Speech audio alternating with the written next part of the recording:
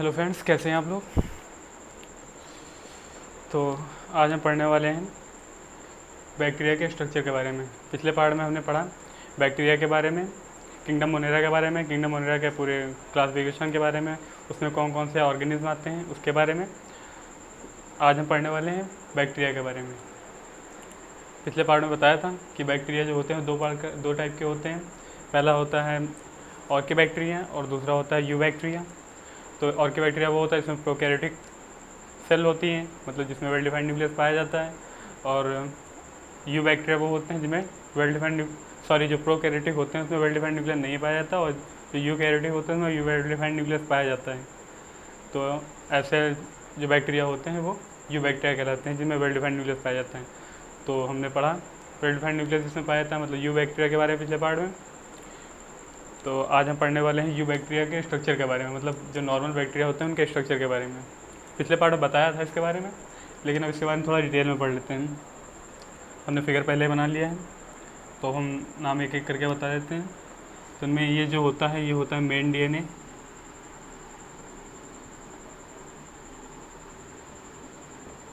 Main DNA जिसको nucleoid कहते हैं।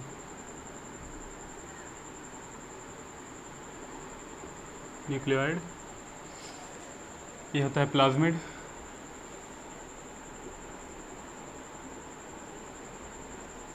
ये होता है सर्कुलर डीएनए।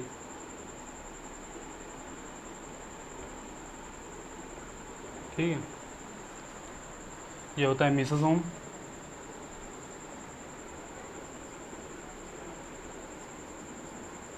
जिसका काम होता है रेस्पिरेशन।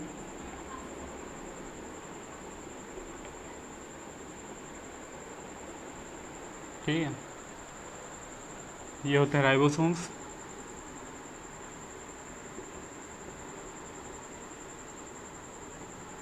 इसमें 70 टाइप के राइबोसोम्स पाए जाते हैं, 70 टाइप के। ठीक है। अब इसमें जो मेन चीज़ है जो हमने नहीं बताया था तो वो है से फ्लैजिला। ये होते हैं फ्लैजिला, इनको फ्लैजिला कहते हैं। फ्लैजिला का काम क्या होता है, ये बैक्टीरिया को मोशन देते हैं, मतलब मोटाइल करते हैं, लोकोमोशन के लिए हेल्प करते हैं। इनके थ्रू जो बैक्टीरिया होता है मोशन करता है, मूव करता है। ये जहाँ से जुड़े होते हैं उसको कहते हैं बेसल बॉडी। ये यहाँ से जुड़े हुए हैं तो इसको कहते हैं बेसल बॉडी। ठीक है। अब आती है बात इनके लेयर की, जो इनके वॉल्स होती हैं बैक्टीरिया की, जिस सेल की वॉल होती हैं, तो उनके बारे में देख लेते हैं।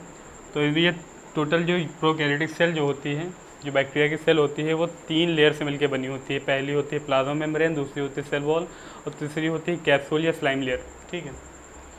तो सबसे पहले होते हैं, इसके बारे में देखते हैं, इधर लिखते हैं। ये होती है कैप्सूल,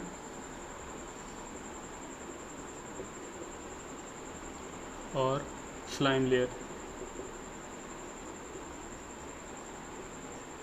ठीक है। कैप्सूल ये कब होती है, ये कैप्सूल तब होती है जब ये बनी होती है पॉलीपेप्टाइड और पॉलीसेकेराइड। जब ये बनी होती है पॉलीपेप्टाइड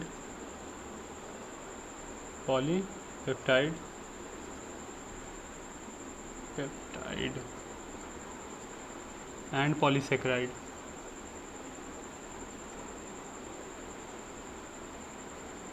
ठीक है। और इसको स्लाइम लेयर कब कहते हैं, स्लाइम लेयर इसको तब कहते हैं जब ये बनी होती है ओनली पॉलीसेकेराइड की। इसके बीच में प्लस लगाते हैं दोनों से। तो ये होते हैं जब पॉलीसेकेराइड, ओनली पॉलीसेकेराइड इसमें पाया जाता है, तब ये होती कहलाती है स्लाइम लेयर। ठीक है। उसके बाद की जो लेयर आती है वो होती है सेल वॉल। बीच वाली ये जो होती है इसको कहते हैं सेल वॉल। ठीक। तो ये बनी होती है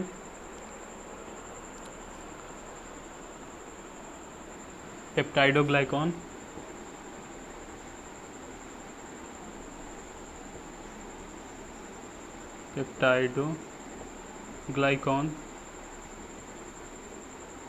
प्लस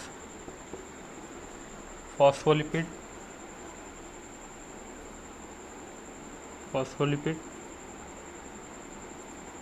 प्लस प्रोटीन।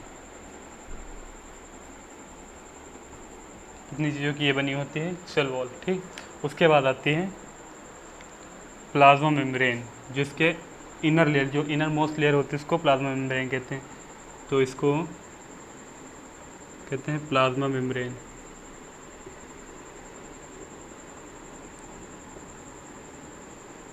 ठीक, प्लाज्मा मेम्ब्रेन, प्लाज्मा मेम्ब्रेन को कहते हैं सेमी परमेबल मेम्ब्रेन,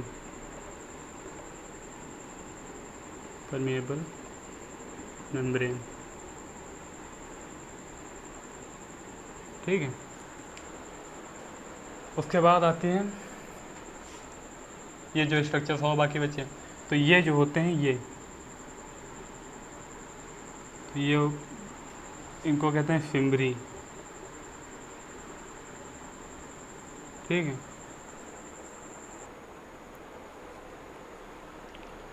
फिम्बरी क्या होते हैं?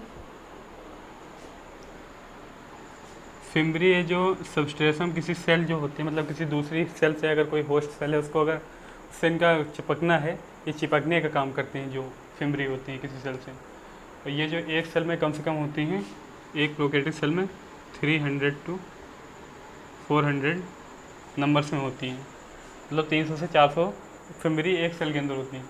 उसके बाद जो ये ब्लू कलर का स्ट्रक्चर आता है तो ये होता है, इसको कहते हैं पिलाई। ठीक, पिलाई का काम क्या होता है? ये जब कोई सेल जब होस्ट सेल से कनेक्ट होती है तो ये जो डीएनए होता है ये डीएनए ट्रांसफ़र का काम करती है। तो ये क्या काम करती है? डीएनए ट्रांसफ़र का।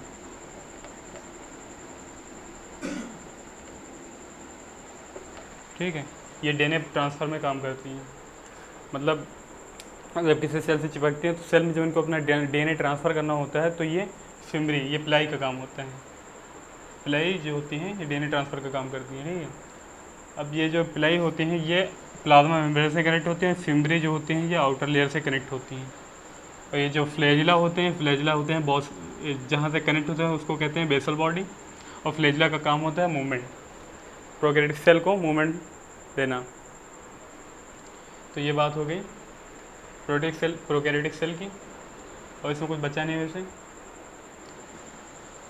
एक चीज़ और बताया था पहले, ये सर्कुलर डीएनए जो होता है ये मेन डीएनए जब होता है, ये जिस सेल में पाए जाते हैं एक दूसरे से कनेक्ट होते हैं तो उस सेल को कहते हैं HFR सेल। HFR सेल, जब ये दोनों एक दूसरे से कनेक्ट होंगे तो क्या कहेंगे? HFR cell, high frequency cell. ठीक है, और इन दोनों के जो मिले होते हैं जिनमें दोनों पाए जाते हैं तो ऐसे स्ट्रक्चर को क्या कहते हैं? एपिसोम। ठीक है, तो ये बात ख़त्म होती है प्रोकैरियोटिक सेल की। कंप्लीट समझ में आ गया होगा, तो इसको फटाक से मिटाते हैं और दूसरे टॉपिक की तरफ चलते हैं। एक चीज़ और रह गया, ये जो फ्लैजिला बने होते हैं, फ्लैजिला बने होते हैं फ्लैजिलिन प्रोटीन के, फ्लैजिलिन प्रोटीन के बने होते हैं, याद रखेंगे, इम्पॉर्टेंट है। ठीक है, उसके बाद अब बात आती है न्यूट्रिशन की। Nutrition in bacteria.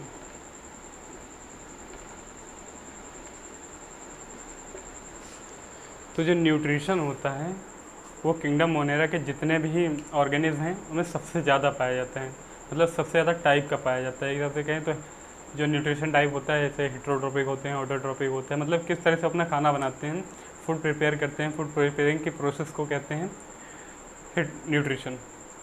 तो जो फूड प्रिपेयरिंग की प्रोसेस होता है, प्रिपरेशन टाइप या न्यूट्रिशन टाइप जो होता है सबसे ज़्यादा किंगडम मोनेरा के ऑर्गेनिज्म में पाया जाता है। ये बहुत इंपॉर्टेंट क्वेश्चन है, हर जगह अक्सर करके पूछा जाता है कि जो सबसे ज़्यादा न्यूट्रिशन टाइप पाया जाता है वो कौन से किंगडम में पाया जाता है? तो किंगडम मोनेरा में पाया जाता है। चलिए इसके बारे में पढ़ते हैं फिर। तो जो बैक्टीरिया में न्यूट्रिशन को कम्प्लीटली मतलब मेनली 3 पार्ट्स में डिवाइड किया गया है। पहला है ऑटोट्रॉपिक,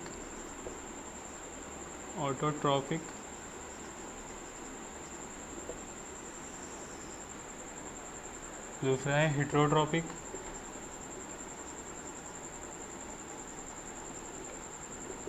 हेटरोट्रॉपिक और तीसरा है सिम्बायोटिक। ठीक है, तो अब एक एक करके हम पढ़ते हैं इनके बारे में। तो ऑटोट्रॉपिक का मतलब होता है फूड प्रिपेयर, मतलब जो ऐसे ऑर्गेनिज्म जो अपना फूड खुद से प्रिपेयर करते हैं वो होते हैं ऑटोट्रॉपिक। तो ऑटोट्रॉपिक में पढ़ते हैं, ऑटोट्रॉपिक जो होते हैं, ऑटोट्रॉपिक मतलब जिनमें फोटोसिंथेसिस की रिएक्शन पाई जाती है वही तो होंगे ऑटोट्रॉपिक, जिनमें फोटोसिंथेसिस की रिएक्शन पाई जाएगी। तो इनमें फोटोसिंथेसिस की रिएक्शन पाई जाती है, लेकिन फोटोसिंथेसिस तो होता है लेकिन इसमें क्लोरोफिल नहीं पाया जाता है। फोटोसिंथेसिस होता है लेकिन क्लोरोफिल नहीं पाया जाता है। तो इसमें क्लोरोफिल के जगह दो मतलब अलग अलग पिगमेंट पाए जाते हैं। दो मतलब लाइक का क्लोरोफिल, एकदम क्लोरोफिल की तरह ही अलग पिगमेंट पाए जाते हैं। उनको क्या कहते हैं?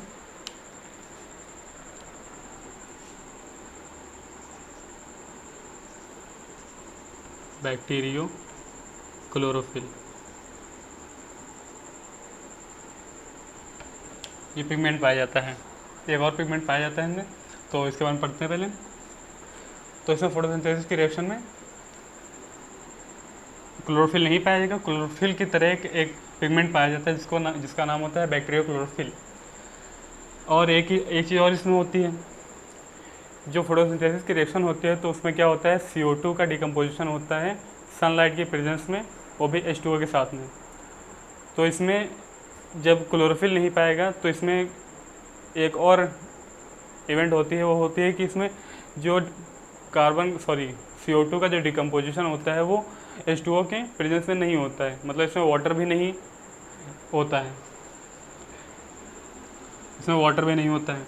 वाटर की जगह इसमें दूसरे सब्सटेंस यूज़ किए जाते हैं, ऑर्गेनिक सब्सटेंस या इनऑर्गेनिक सब्सटेंस। तो इसके अकॉर्डिंग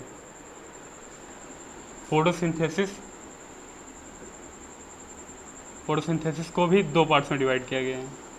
एक होते हैं फोटोसिंथेटिक इनऑर्गेनिक और दूसरे होते हैं फोटोसिंथेटिक ऑर्गेनिक न्यूट्रिशन टाइप। पहले इसके बारे में देख लेते हैं। ऑटोट्रॉपिक, अभी तो ये बता दिए कि फोटोसिंथेसिस की रिएक्शन इसमें नहीं होती है, फोटोसिंथेसिस होता है लेकिन क्लोरोफिल नहीं पाया जाता। तो इसके अकॉर्डिंग जो होते हैं बैक्टीरिया को दो पार्ट्स में डिवाइड किया गया है। इसको मिटा देते हैं पहले। ऑटोट्रॉपिक में भी दो पार्ट्स में डिवाइड किया गया इनको, एक तो फोटोसिंथेसिस, दूसरे होते हैं कीमोसिंथेटिक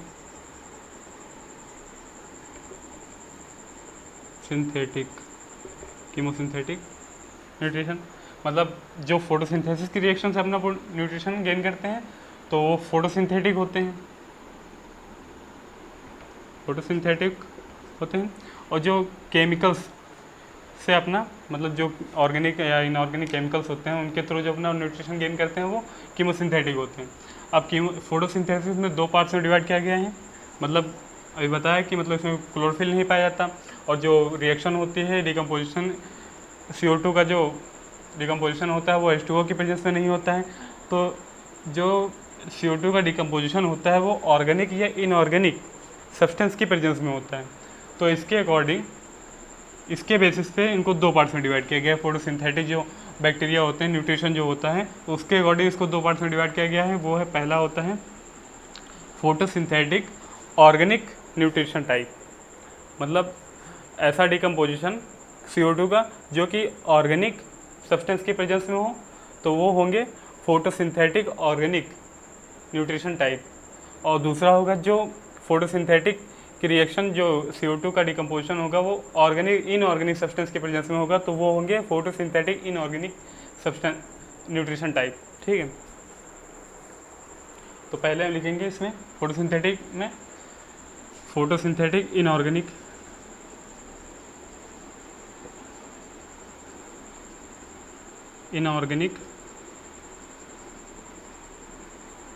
न्यूट्रिशन। ठीक है, और दूसरा होगा फोटोसिंथेटिक ऑर्गेनिक न्यूट्रिशन। ठीक है, शॉर्ट फॉर्म में लिख दिया है। अब इसमें क्या होता है, मतलब जो इनऑर्गेनिक सब्सटेंस यूज़ करेंगे तो होंगे इनऑर्गेनिक न्यूट्रिशन। जो ऑर्गेनिक सब्सटेंस यूज़ करेंगे वो होंगे ऑर्गेनिक न्यूट्रिशन। तो जो फोटोसिंथेटिक इनऑर्गेनिक जो हैं उनमें एग्जाम्पल जो होता है इनका, उनमें जो एग्जाम्पल इनमें जो आते हैं वो कौन से होते हैं? Green sulphur bacteria, sulphur bacteria, और दूसरे आते हैं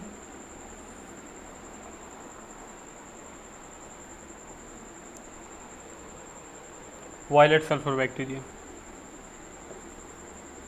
वायलेट सल्फर बैक्टीरिया। ठीक है। और जो पियोनी मतलब फोटोसिंथेटिक ऑर्गेनिक न्यूट्रिशन में जो आते हैं बैक्टीरिया वो होते हैं,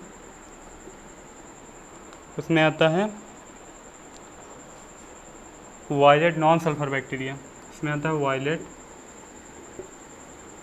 नॉन सल्फर बैक्टीरिया। ठीक है। तो समझ में आया फोटोसिंथेसिस का पूरा जो कंप्लीट इसका प्रोसेस है। मतलब जो बैक्टीरिया में न्यूट्रिशन होता है 3 टाइप का होता है, उसमें ऑटोट्रॉपिक, हेटेरोट्रॉपिक और सिम्बायोटिक। तो उसमें से ऑटोट्रॉपिक जो न्यूट्रिशन टाइप होता है तो उसको 2 पार्ट्स में डिवाइड किया गया है। फोटोसिंथेसिस मतलब जो सनलाइट की प्रेजेंस में अपना फूड प्रिपेयर करते हैं, और दूसरा जो कीमोसिंथेटिक मतलब केमिकल्स की प्रेजेंस में अपना फूड प्रिपेयर करते हैं उसको, उसमें उसके बाद सिंथेटिक जो होते हैं तो उनको 2 पार्ट्स में डिवाइड किया गया है। फोटोसिंथेटिक इनऑर्गेनिक न्यूट्रिशन जो मतलब इनऑर्गेनिक सब्सटेंस में CO2 का डिकम्पोजिशन करके एनर्जी गेन करते हैं तो होते हैं फोटोसिंथेटिक इनऑर्गेनिक न्यूट्रिशन बैक्टीरिया। और जो फोटोसिंथेटिक ऑर्गेनिक न्यूट्रिशन बैक्टीरिया होते हैं वो ऑर्गेनिक जो सब्सटेंस की प्रेजेंस में CO2 का डिकम्पोजिशन करके एनर्जी गेन करते हैं और उससे एनर्जी गेन करते हैं। तो पहला जो फोटोसिंथेटिक इनऑर्गेनिक न्यूट्रिशन के जो एग्जांपल्स हैं मतलब जो बैक्टीरिया जिसमें आते हैं तो वो है ग्रीन सल्फर बैक्टीरिया और दूसरा आता है वायलेट सल्फर बैक्टीरिया। जो फोटोसिंथेटिक ऑर्गेनिक न्यूट्रिशन बैक्टीरिया है उसमें आता है वायलेट नॉन सल्फर बैक्टीरिया। ठीक है। अब बात आती है कीमोसिंथेटिक की। तो इसी तरह सेम मतलब जैसे इसको डिवाइड किया गया वैसे इसको भी डिवाइड किया गया 2 पार्ट्स में।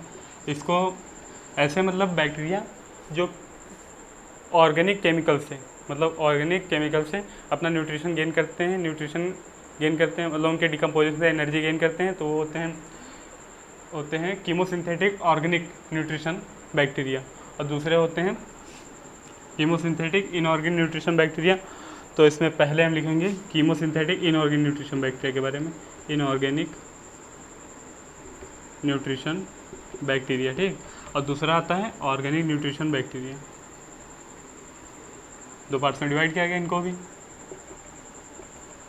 केमिकल हैं तो केमिकल 2 टाइप के, केमिस्ट्री जो होती है 2 टाइप की, इनऑर्गेनिक ऑर्गेनिक। तो मतलब ऑर्गेनिक कंपाउंड से इनऑर्गेनिक कंपाउंड से जो एनर्जी गेन करते हैं वो होते हैं इनऑर्गेनिक न्यूट्रिशन बैक्टीरिया। जो ऑर्गेनिक कंपाउंड से एनर्जी गेन करते हैं वो होते हैं ऑर्गेनिक न्यूट्रिशन बैक्टीरिया। तो इनमें जो एग्जाम्पल मतलब इनमें जो बैक्टीरिया आते हैं वो होते हैं पहला नाइट्रीफाइंग बैक्टीरिया और दूसरा आता है सल्फर बैक्टीरिया। ठीक है। और इसमें जो आते हैं इसका एग्जांपल जो है वो है मीथेन बैक्टीरिया। ठीक है। इसमें मीथेन बैक्टीरिया आते हैं बैक्टीरिया। तो ये हो गया ऑटोट्रॉपिक का पूरा क्लासिफिकेशन। ठीक है। अभी इसके बारे में आगे पढ़ेंगे, इनके एग्जांपल्स भी दिए गए हैं, इनकी रिएक्शन सारे एग्जांपल्स रखे हैं। तो अभी ये मतलब छोटा सा एक रिव्यू है। उसके बाद आता है हेटेरोट्रॉपिक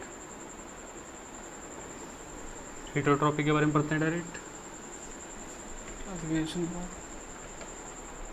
तो हेटेरोट्रॉपिक को जो बांटा गया है वो इसको भी 2 पार्ट्स में डिवाइड किया गया है। हेटेरोट्रॉपिक मतलब जो खुद से प्रिपेयर नहीं करते हैं फूड अपना, किसी दूसरे से ऊपर डिपेंडेंट होते हैं। तो पहला इनको जो डिवाइड किया गया है, इनका पहला जो क्लासिफिकेशन है वो है पैरासिटिक और दूसरा है सेप्रोफाइटिक।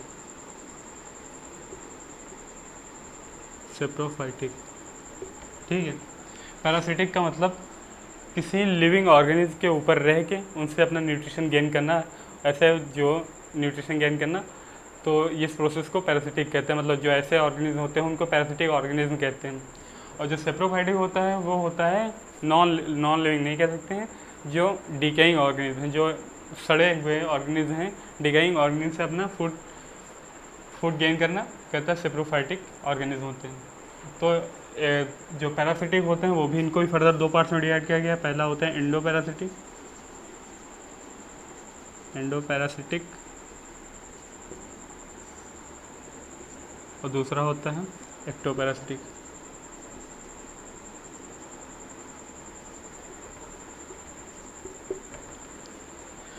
तो एंडो पैरासिटिक मतलब लिविंग ऑर्गेनिज्म के बॉडी के अंदर रह के अपना न्यूट्रिशन गेन करना, तो होते हैं एंडो पैरासिटिक। और जो एक्टो पैरासिटिक होता है मतलब बॉडी के बाहर रह के अपना न्यूट्रिशन गेन करना, तो होते हैं एक्टो पैरासिटिक। ठीक है, इसका एग्जाम्पल है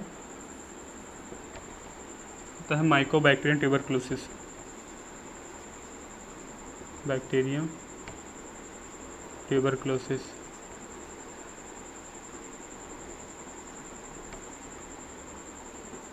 जो कि होता है टीबी का बैक्टीरिया। टीबी जिसके थ्रू होती है वो होती है टीबी, इसके जिससे होती है। तो इसका ये एग्जांपल है पैरासाइट का, एक पैरासाइट होता है इसके थ्रू होती है। और जो सेप्रोफाइटिक होते हैं वो अपने डिकेइंग ऑर्गेनिज्म से फूड अपना न्यूट्रिशन गेन करते हैं थ्रू डिकेइंग ऑर्गेनिज्म।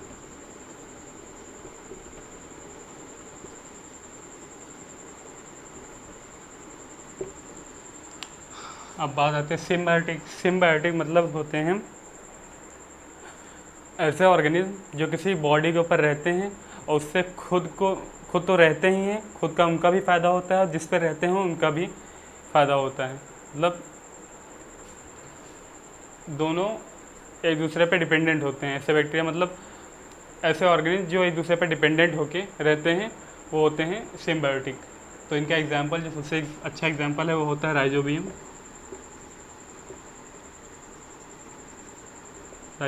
बैक्टीरिया। ये क्या होते हैं, जो पल्स होती हैं, दाल जो होती हैं उनमें होते हैं। दाल की जो रूट होती हैं उसमें नाइट्रोजन फिक्सिंग का काम करते हैं, नाइट्रोजन फिक्सिंग का।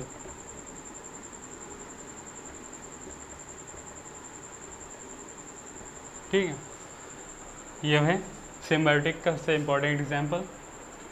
तो ये होते हैं हेट्रोट्रॉपिक का क्लासिफिकेशन हो गया, सिम्बायोटिक का हो गया। ठीक है, उसके बाद अब एक एक करके इनकी डेफिनेशन के बारे में पढ़ लेते हैं।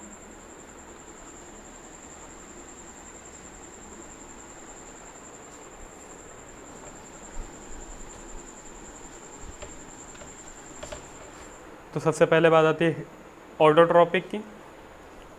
ऑटोट्रॉपिक में क्या होते हैं, फोटोसिंथेसिस के थ्रू एनर्जी गेन करते हैं, फोटोसिंथेसिस के थ्रू गेन करते हैं, और दूसरा कीमोसिंथेसिस के थ्रू गेन करते हैं। तो इनको 2 पार्ट्स में डिवाइड किया गया है, फोटोसिंथेटिक न्यूट्रिशन बैक्टीरिया और दूसरे होते हैं कीमोसिंथेटिक न्यूट्रिशन बैक्टीरिया। ठीक है, तो पहले आते हैं फोटोसिंथेटिक न्यूट्रिशन बैक्टीरिया। तो फोटोसिंथेटिक न्यूट्रिशन बैक्टीरिया में क्लोरोफिल नहीं पाया जाता है। ऐसे बैक्टीरिया जिन इनके अंदर इनकी सेल में क्लोरोफिल नहीं पाया जाता, उसकी जगह पे पाया जाता है एक बैक्टीरियो परप्यूरिन नाम का पिगमेंट और दूसरा होता है बैक्टीरियो क्लोरोफिल। ये दो पिगमेंट पाए जाते हैं उसके अंदर, जिसके थ्रू उनमें रिएक्शन होती है। और इनमें जो रिएक्शन होती है तो उसमें कार्बन डाइऑक्साइड का डिकम्पोजिशन वाटर की प्रेजेंस में नहीं होता है।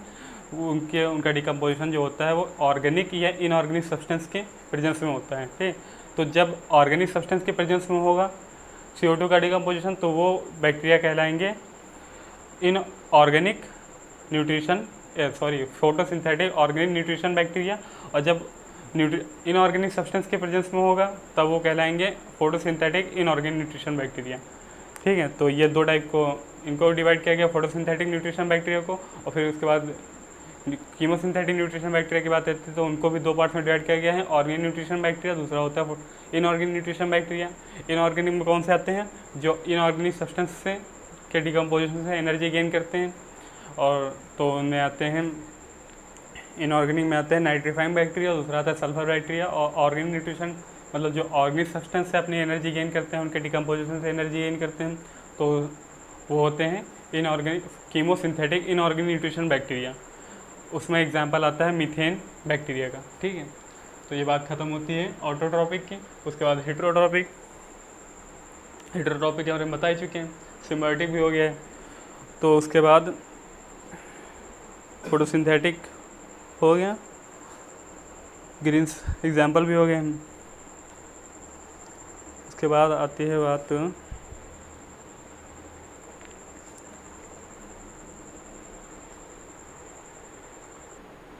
अब बात कर लेते हैं कुछ एग्जाम्पल्स की। एग्जाम्पल्स मतलब जो ऑटोट्रॉपिक होते हैं,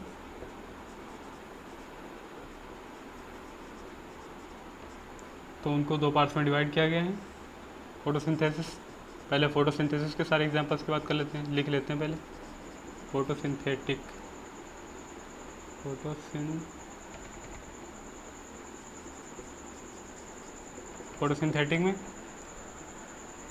फोटोसिंथेटिक में आते हैं inorganic nutrition bacteria, inorganic photosynthetic nutrition bacteria, और आते हैं ऑर्गेनिक न्यूट्रिशन बैक्टीरिया। ठीक है, तो जो इनऑर्गेनिक में रखे गए हैं तो उनमें आता है एक नाइट्रीफाइंग बैक्टीरिया,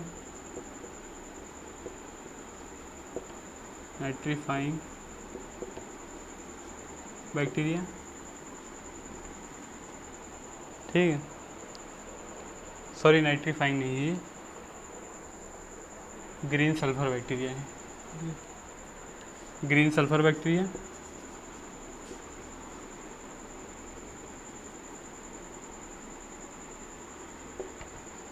तो ग्रीन सल्फर बैक्टीरिया में पाया जाता है क्लोरोबियम, क्लोरोफिल नामक पिगमेंट, क्लोरोफिल नामक पिगमेंट पाया जाता है, क्लोरोफिल पिगमेंट पाया जाता है। ठीक है, तो इनकी रिएक्शन सनलाइट के प्रेजेंस में होती है, किससे? H2S से। H2S क्या है? एक इनऑर्गेनिक सब्सटेंस है। तो H2O की जगह H2S से रिएक्शन होती है, किसकी? CO2 की। H2S से रिएक्शन होती है, वो भी लाइट की प्रेजेंस में। ठीक है, पिगमेंट पाया जा रहा है, क्लोरोफिल नहीं है तो इसमें वो पाया जा रहा है, क्लोरोबियम क्लोरोफिल पाया जा रहा है पिगमेंट। ठीक है, तो उसकी प्रेजेंस में रिएक्शन होती है, तो रिएक्शन में बनता है, जाहिर सी बात है, फोटोसिंथेसिस की रिएक्शन में वो बनता है ग्लूकोज C6H12O6 प्लस बनता है H2O और प्लस सल्फ़र गैस बनती है। कुछ इसके 12 मॉलिक्यूल होते हैं, 6 मॉलिक्यूल इसके होते हैं, 12 मॉलिक्यूल इसके एंड 6 मॉलिक्यूल H2O के। ठीक है, तो ये रिएक्शन होती है। ये किसकी रिएक्शन है? इनऑर्गेनिक फोटोसिंथेटिक न्यूट्रिशन बैक्टीरिया का जो एग्जांपल है ग्रीन सल्फर बैक्टीरिया। और इसका एग्जांपल जो है, इसका एग्जांपल जो बैक्टीरिया एक एग्जांपल इसका है होता है क्लोरोबियम बैक्टीरिया। क्लोरोबियम, ये क्लोरो बैक्टीरिया क्लोरोफिल इसमें पाया जाएगा। ठीक है, और इसका एग्जांपल है क्लोरोबियम।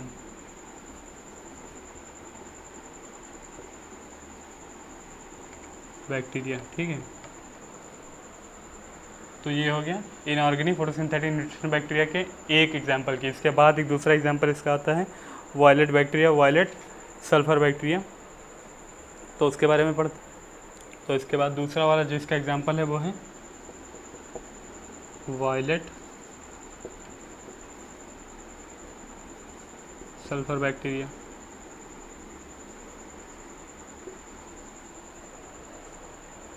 Violet sulphur bacteria. ठीक है, तो इसका जो एग्जांपल है वो होता है, ये क्या लिखा है, क्रोमेटियम बैक्टीरिया। इसका एग्जांपल क्रोमेटियम बैक्टीरिया है। एग्जांपल लिखेंगे क्रोमेटियम बैक्टीरिया। ठीक है, तो ये फोटोसिंथेटिक इनऑर्गेनिक जो न्यूट्रिशन बैक्टीरिया है उनका काम उसका कंप्लीट होता है। उसके बाद आता है organic nutrition bacteria, photosynthetic organic nutrition. तो इसमें एक ही एग्जांपल आता है, वो होता है violet non sulphur bacteria, non sulphur bacteria, ठीक है। इसमें क्या होता है, जो CO2 का SO2, हाँ CO2 का जो डिकम्पोजिशन होता है वो ऑर्गेनिक सब्सटेंस के प्रेजेंस में होता है।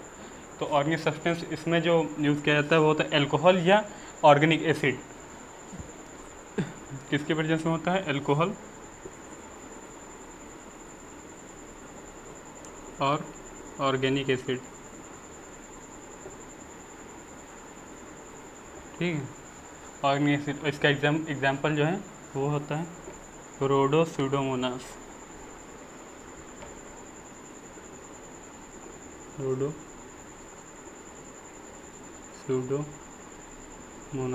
ठीक है, इसका एग्जाम्पल है।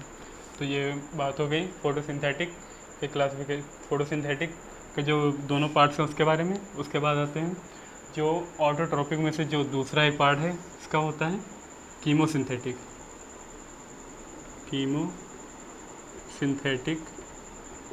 न्यूट्रिशन बैक्टीरिया, ठीक है। मतलब ऐसे बैक्टीरिया जो केमिकल से अपना न्यूट्रिशन गेन करते हैं, तो उनके बारे में बात करते हैं, एग्जांपल्स के बारे में। तो कीमोसिंथेटिक जो न्यूट्रिशन बैक्टीरिया होते हैं इनको दो पार्ट्स में डिवाइड किया। इसमें पहले होता क्या है, इसमें जो एनर्जी गेन करते हैं बैक्टीरिया तो होता है ऑर्गेनिक और इनऑर्गेनिक सब्सटेंस के डिकम्पोजिशन से, ऑक्सीडेशन से, डिकम्पोजिशन नहीं ऑक्सीडेशन से, ऑर्गेनिक इनऑर्गेनिक सब्सटेंस के ऑक्सीडेशन से। अब इसमें जो रिएक्शन होती है उसमें ना लाइट की ज़रूरत होती है ना किसी पिगमेंट की, पिगमेंट या लाइट की ज़रूरत तो फोटोसिंथेसिस की रिएक्शंस में होती है। तो इसमें ना ही पिगमेंट कोई नीड होता है, ना ही कोई पिगमेंट होता है, प्लस ना ही कोई लाइट, दोनों एब्सेंट होती हैं, इसकी ज़रूरत नहीं होती, इसकी ज़रूरत नहीं होती है। डायरेक्ट ऑक्सीडेशन होता है O2 की प्रेजेंस में, ऑर्गेनिक या इनऑर्गेनिक सब्सटेंस का। तो इसके बेसिस पे इनको भी दो पार्ट्स में डिवाइड किया गया है। कीमोसिंथेटिक न्यूट्रिशन बैक्टीरिया को दो पार्ट्स में डिवाइड किया गया। पहला आता है ऑर्गेनिक इनऑर्गेनिक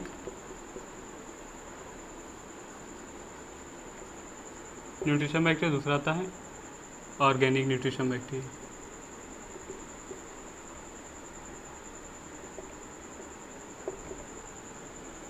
इनऑर्गेनिक में क्या आता है, इसमें आता है पहला अभी बताया कि नाइट्रीफाइंग आता है,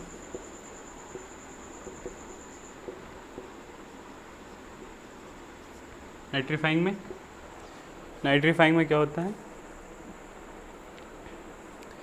जो बैक्टीरिया इसमें होते हैं नाइट्रोसोमोनास, इसका एग्जांपल है नाइट्रीफाइंग बैक्टीरिया का। वो क्या करते हैं, अमोनिया का ऑक्सीडेशन, नाइट्रोसोमोनास जो बैक्टीरिया होते हैं अमोनिया के ऑक्सीडेशन से एनर्जी गेन करते हैं। क्या करते हैं, अमोनिया के ऑक्सीडेशन से एनर्जी गेन करते हैं। तो इसमें रिएक्शन जो होती है अमोनिया का ऑक्सीडेशन करना है तो O2 से रिएक्शन करा देंगे, बनेगा क्या, NO2 nitrogen dioxide gas plus hydrogen plus H2O और प्लस बनेगी एनर्जी जो इनको न्यूट्रिशन देगी। तो इससे ये एनर्जी गेन करते हैं, ठीक है। तो ये हो गया नाइट्रीफाइंग बैक्टीरिया। इसका एग्जांपल क्या है ये बताएं, नाइट्रोसोमोनास, ठीक है, ये बैक्टीरिया नाइट्रोसोमोनास। उसके बाद जो आती बात वो दूसरे हैं नाइट्रोबैक्टस बैक्टीरिया। तो नाइट्रोबैक्टस बैक्टीरिया क्या करते हैं, दूसरे जो आते हैं एक हो गया नाइट्रीफाइंग और दूसरे हैं ये नाइट्रीफाइंग का ये पहला एग्जांपल है, कौन सा, ये पहला है जो कि है नाइट्रोसोमोनास, और दूसरा है नाइट्रोबैक्टस, दूसरा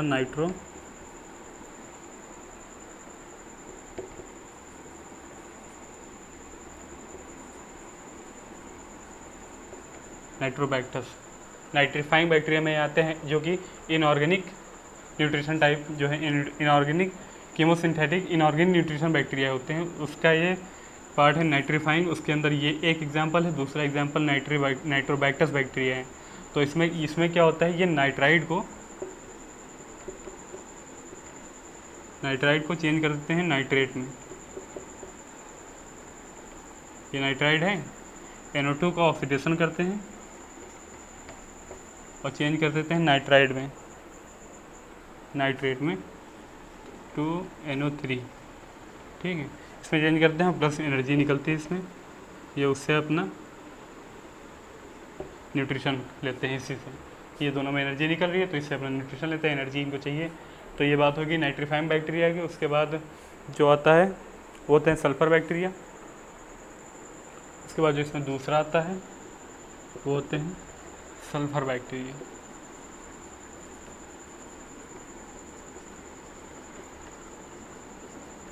तो इसके एग्जाम्पल जो हैं वो है एक बेजियाटोआ, दूसरा है थायोबैसिलस।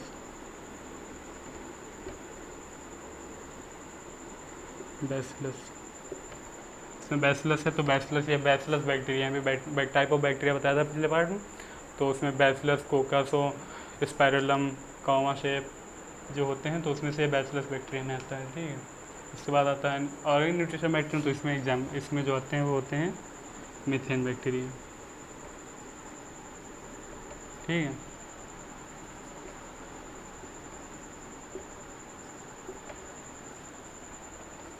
तो ये कंप्लीट न्यूट्रिशन ख़त्म होता है। अच्छा, एक चीज़ रही, मतलब रह नहीं गई, एक इम्पॉर्टेंट है, अगर नोटिस करें।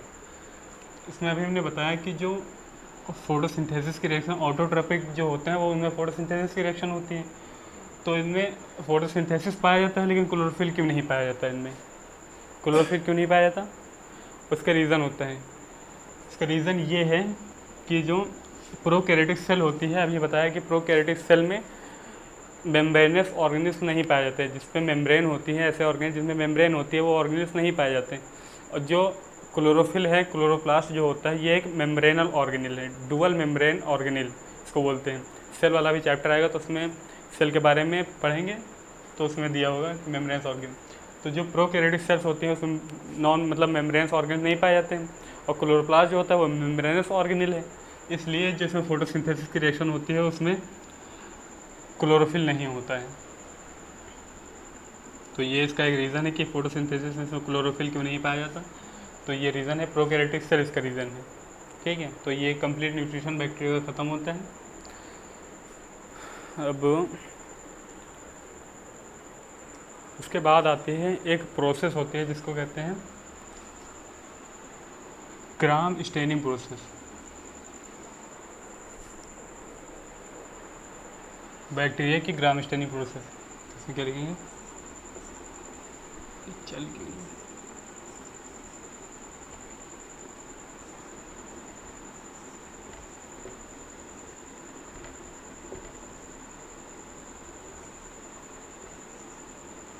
Gram staining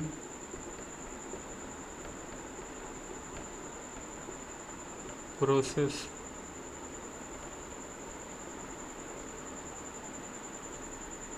of bacteria.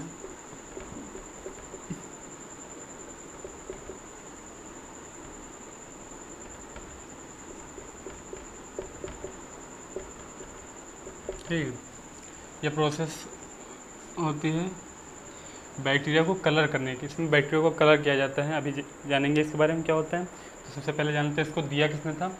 तो एक साइंटिस्ट थे जिनका नाम था क्रिश्चियन ग्राम।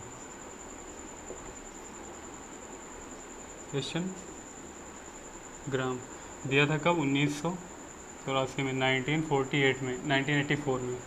इसमें क्या होता है, इस प्रोसेस के अकॉर्डिंग बैक्टीरिया 2 टाइप्स के होते हैं, 2 टाइप्स ऑफ बैक्टीरिया। पहला होता है ग्राम पॉजिटिव, जिसको कहते हैं G+, ऐसे बैक्टीरिया को G+ कहते हैं। दूसरा होता है ग्राम नेगेटिव,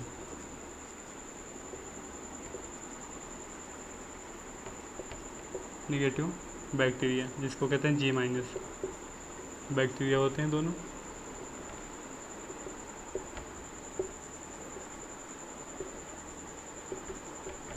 तो ग्राम स्टेनिंग प्रोसेस में बैक्टीरिया को कलर किया जाता है। और ये दिया कितना था क्रिश्चियन ग्राम ने। इनके अकॉर्डिंग बैक्टीरिया कितने टाइप के होते हैं, बैक्टीरिया 2 टाइप के होते हैं। एक बैक्टीरिया होता है ग्राम पॉजिटिव बैक्टीरिया जिसको G+ से दिखाते हैं, दूसरा होता है ग्राम नेगेटिव बैक्टीरिया। तो इसकी एक प्रोसेस होती है जिसके अकॉर्डिंग उन्होंने डिफाइन किया है कि ये होते हैं। तो इस प्रोसेस में क्या होता है, पहले बैक्टीरिया को किससे किया जाता है, जो क्रिस्टल वायलेट एवं आयोडीन, जो आयोडीन क्रिस्टल वायलेट आयोडीन जो होता है उससे बैक्टीरिया को कलर किया जाता है। पहले प्रोसेस में क्या होता है, फर्स्ट प्रोसेस में क्रिस्टल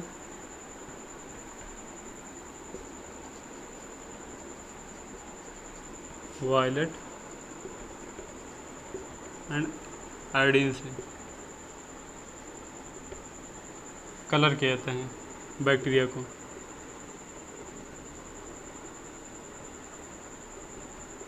बैक्टीरिया को कलर किया जाता है, ठीक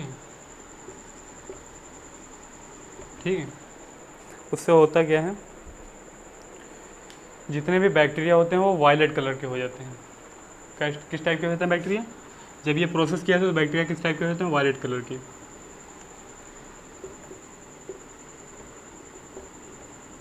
ठीक है। उसके बाद क्या होता है प्रोसेस में, जितने भी मतलब वायलेट बैक्टीरिया, जितने भी बैक्टीरिया जब पहली बार इनको पहली प्रोसेस कराएगी क्रिस्टल वायलेट और आयोडीन से इनको कलर किया गया तो ये हो गए सारे वायलेट कलर के। उसके बाद अल्कोहल और एसीटोन से सारे बैक्टीरिया को जिनको कलर किया गया है इनको धुला जाता है, वॉश किया जाता है किससे, अल्कोहल और एसीटोन से, अल्कोहल एंड एसीटोन से। ठीक है। तो उसके बाद क्या होता है, कुछ बैक्टीरिया का कलर जो होता है वो वायलेट ही रहता है। जिसके बाद जो रिज़ल्ट आता है वो होते हैं few are violet and few are colourless plus colourless.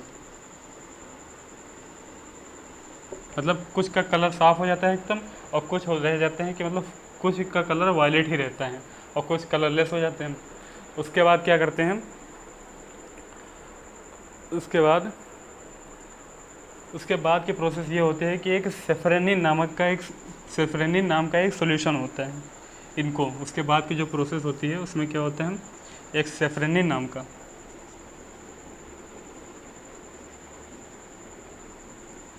Solution होता है। उसके थ्रू सारे बैक्टीरिया को धुला जाता है। ये सेफ्रेनिन नामक बैक्टीरिया से वॉश किया जाता है, फिर से वॉश करते हैं इनको। ठीक। तो इस प्रोसेस के बाद क्या होता है, जो बैक्टीरिया वायलेट थे, मतलब ये वाली जब प्रोसेस की गई तो इसमें कुछ बैक्टीरिया वायलेट रह गए, तो जो वायलेट रह गए तो उनको जो सेफ्रेनिन से धुला जाता है तो क्या होता है, ये वायलेट के वायलेट ही रहते हैं, इन पर कोई फ़र्क नहीं पड़ता है। लेकिन जो कलरलेस हो जाते हैं, जो बैक्टीरिया कलरलेस हो जाते हैं इस प्रोसेस के बाद, तो वो इस प्रोसेस के बाद हो जाते हैं रेड। जो कलरलेस बैक्टीरिया होते हैं वो हो जाते हैं रेड। ठीक। और जो वायलेट हैं, ये जो वायलेट हैं तो इस प्रोसेस में कैसे रहते हैं, वायलेट ही रहते हैं। ठीक। तो जो वायलेट रह गए उनको कहते हैं G+ बैक्टीरिया। ये वायलेट कलर के जो बैक्टीरिया रह गए हैं उनको कहते हैं G+ बैक्टीरिया, मतलब ग्राम पॉजिटिव बैक्टीरिया। और जो इस प्रोसेस के बाद रेड हो जाते हैं तो उनको कहते हैं G- बैक्टीरिया, ये रेड कलर के हो जाते हैं। तो ये थी पूरी ग्राम स्टेनिंग की प्रोसेस बैक्टीरिया की। ये बहुत इंपॉर्टेंट है और कई जगह पे आती है, आपको देखने को मिलेगी हर जगह। अक्सर करके इस चैप्टर में, जो किंगडम मोनेरा चैप्टर है, इसमें अक्सर जगह तुमको देखने को मिलेगी ये ग्राम स्टेनिंग प्रोसेस। मतलब कहीं लिखा हुआ G+ बैक्टीरिया, G- बैक्टीरिया, तो यही प्रोसेस है पूरी इसकी। इसको आप देख लेंगे, लिख लेंगे। तो इसमें अगर पूरी प्रोसेस फिर से बता दे रहे हैं क्या होता है इसमें। ग्राम स्टेनिंग प्रोसेस जो है बैक्टीरिया की, वो दी थी क्रिश्चियन ग्राम ने, जो कि 1984 में दी थी। इसमें क्या होता है, इनके अकॉर्डिंग बैक्टीरिया 2 टाइप्स के होते हैं। पहले होते हैं ग्राम पॉजिटिव बैक्टीरिया जिनको G+ बैक्टीरिया कहते हैं, दूसरे होते हैं ग्राम नेगेटिव बैक्टीरिया जो कहते हैं G- बैक्टीरिया, G- बैक्टीरिया या G- बैक्टीरिया। तो इस प्रोसेस में होता क्या है, पहले जो नॉर्मल बैक्टीरिया, कुछ उनके ऊपर कोई प्रोसेस नहीं की गई है तो वो नॉर्मल बैक्टीरिया, उनको क्या कहता है क्रिस्टल वायलेट और आयोडीन से क्या किया जाता है, रंगा जाता है, कलर किया जाता है। तो उससे क्या होता है, बैक्टीरिया का रंग जो होता है वो वायलेट हो जाता है, सारे बैक्टीरिया का रंग वायलेट हो जाता है। उसके बाद क्या किया जाता है, एल्कोहल और एसीटोन से वॉश किया जाता है इनको। तो क्या होते हैं, कुछ बैक्टीरिया वायलेट कलर के रहते हैं और कुछ बैक्टीरिया का जो कलर होता है वो उतर जाता है, कलरलेस हो जाते हैं। उसके बाद एक सेफ्रेनिन नाम का सोल्यूशन होता है, उससे फिर से वॉश करते हैं सारे बैक्टीरिया को। तो जिनका कलर उतर जाता है इस प्रोसेस के बाद, तो वो हो जाते हैं रेड कलर के, मतलब जो कलरलेस थे वो रेड हो गए, और जिन पे जो वायलेट कलर के थे तो वो वायलेट ही हैं, उन पे कोई फ़र्क नहीं पड़ता है। इस तरह से जो वायलेट रह जाते हैं वो होते हैं G+ बैक्टीरिया, और दूसरे जो रेड हो जाते हैं वो होते हैं G- बैक्टीरिया। तो ये थी ग्राम स्टेनिंग की प्रोसेस। तो आज के लिए बस इतना ही। नेक्स्ट वीडियो आपका तीसरा पार्ट जो होता है इसी के साथ में ख़त्म होता है, और नेक्स्ट वीडियो जल्दी अपलोड किया जाएगा। वीडियो को लाइक करें, कमेंट करें, अगर कोई भी क्वेश्चन हो तो कमेंट बॉक्स में पूछें, और चैनल को सब्सक्राइब करें, अपने दोस्तों के साथ इनको शेयर करें जिससे कि वो भी पढ़ सकें लॉकडाउन की कंडीशन में। Till then take care.